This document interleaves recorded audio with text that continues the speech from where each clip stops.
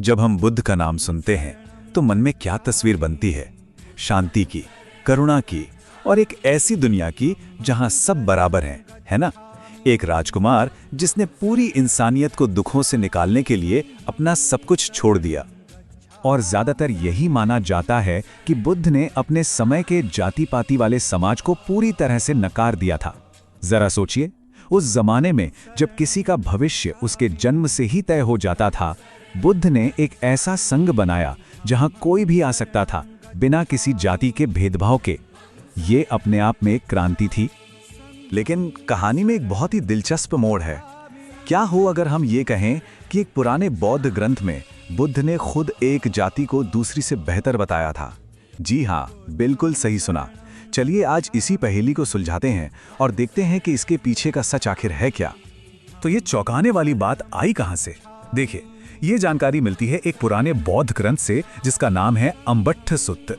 सुत्त का मतलब होता है उपदेश, तो ये बुद्ध की शिक्षाओं का ही एक हिस्सा है। ये बात सीधे उसी ग्रंथ से ली गई है।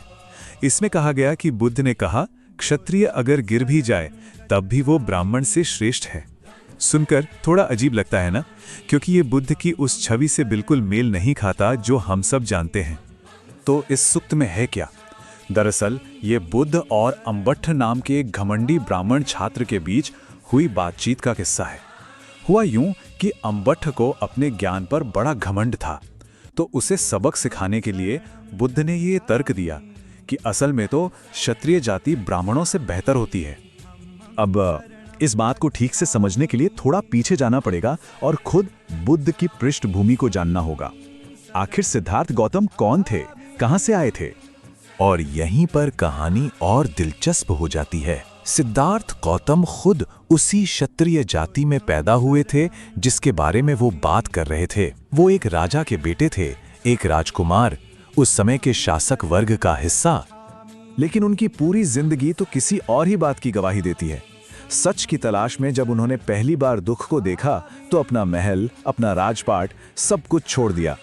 इससे ये तो साफ है कि वो किसी भी परंपरा को आंख बंद करके मानने वालों में से तो नहीं थे। तो अब ये एक बड़ा सवाल खड़ा हो जाता है, इन दो बातों को एक साथ कैसे देखा जाए? एक तरफ तो ग्रंथ में बुद्ध एक जाति को दूसरी से बेहतर बता रहे हैं, और दूसरी तरफ असल जिंदगी में वो हर किसी को बिना किसी भेदभाव के अपने संग में शामिल कर रहे थे। ये दोनों तो बिल्कुल उल्टी बातें लगती हैं, है ना? इस गुत्थी को सुलझाने के लिए हमें उस समय के समाज को समझना होगा जिसमें बुद्ध रहते थे। चलिए इतिहास के पन्नों को थोड़ा पलट कर देखते हैं। देखिए, बुद्ध का जमाना कोई शांत दौर नहीं था। उस समय भारत में बहुत बड़ी सामाजिक और राजनीतिक उथल-पुथल चल रही थी। समाज की दो सबसे शक्तिशाली जातियां, क्षत्रिय यानी राजा और योद्धा, और ब्राह्मण यानी पुजारी और विद्वान, इनके बीच एक होड़ मची हुई थी कि कौन ज्यादा बड़ा है। और ऐसा नहीं था कि क्षत्रिय सिर्फ योद्धा थे, वो वेदों के भी अच्छे जानकार हुआ करते थे और अक्सर ब्राह्मणों के ज्ञान और उनके सामाजिक अधिकार को चुनौती देते थे। मतलब ये एक असली पावर स्ट्रगल था।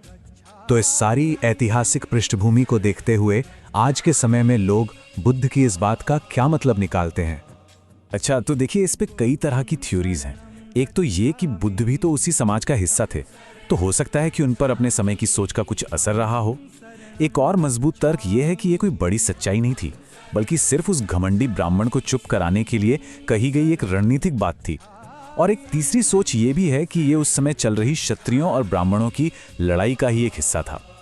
और एक कमाल की बात ये भी है कि पुराने ग्रंथों में भी इस पर कोई एक राय नहीं थी कि कौन सी जाति सबसे ऊपर है। जैसे ऋग्वेद ब्राह्मणों को सबसे ऊंचा बताता है, तो वहीं ये अम्बट्ठ सुत्त क्षत्रियों को। इससे साफ पता चलता है कि ये बहस बहुत बहुत पुरानी है। तो कुल मिलाकर हम इस सबसे क्या समझें? शायद यही कि इतिहास कभी भी सीधा साधा नहीं होता। बुद्ध जैसी महान शख्सियतें भी हमारी सोच से कहीं ज्यादा जटिल थीं, और उनकी कहानियां हमें हमेशा कुछ नया सोचने पर मजबूर करती हैं। और आखिर में एक सवाल रह जाता है, जब कोई एक ग्रंथ या कोई एक बात किसी महान इंसान की पूरी छवि को चुनौती देती है, तो हमें क्या करना चाहिए? हम इतिहास को, आस्था को और इन महान लोगों की जटिल जिंदगियों को कैसे समझें? इस पर सोचना तो बनता है।